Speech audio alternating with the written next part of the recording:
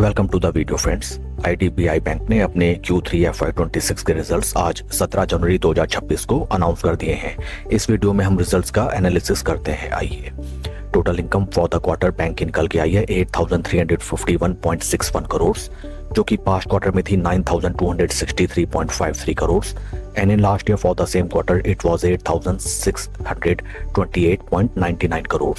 Total income में percentage wise हमें quarter on quarter 9.84% की डी ग्रोथ, जबकि वाई ऑन वाई बेसिस 3.2% की डी ग्रोथ दिखाई देती है।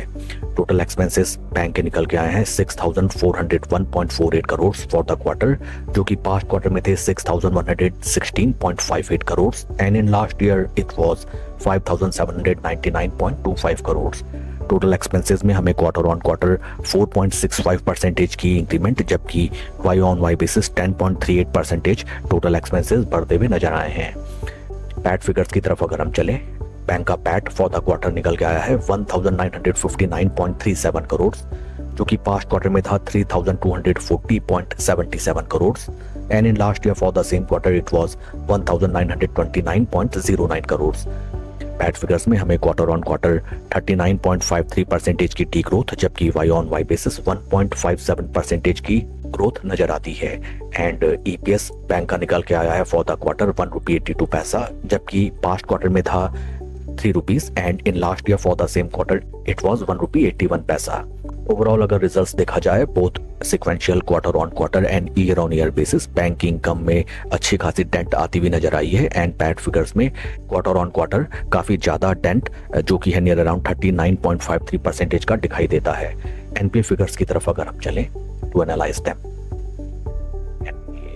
Percentage of gross NPA bank के रहे हैं 2.57%, जो कि पास्ट क्वार्टर में थे 2.65% and in last year for the same quarter it was 3.57%।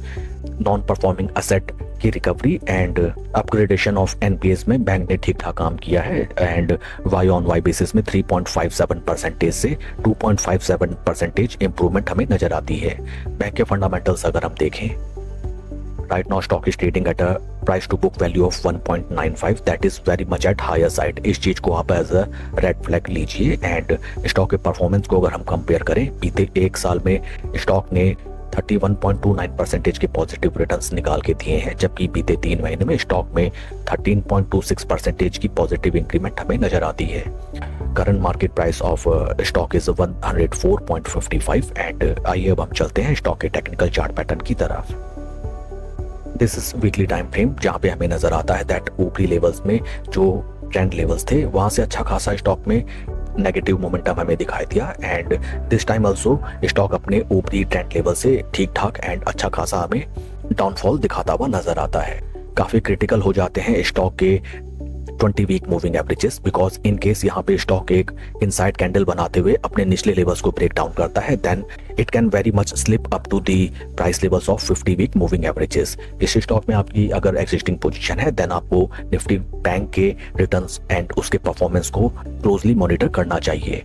Share के परफॉर्मेंस को अगर हम कंपेयर करें विद निफ्टी 50, यहाँ पे भी हमें नजर आता है that over a extended duration of time stock was outperforming the base Nifty 50 index, but हाल फिलहाल on daily time basis stock हमें केवल और केवल गिरावट दिखाता हुआ नजर आता है। निचले लेवल्स में इस ग्रीन कैंडल के विक को हमें एज अ सपोर्ट लेके चलना चाहिए and that's all for the video friends. God bless and always see you at the top. Thank you.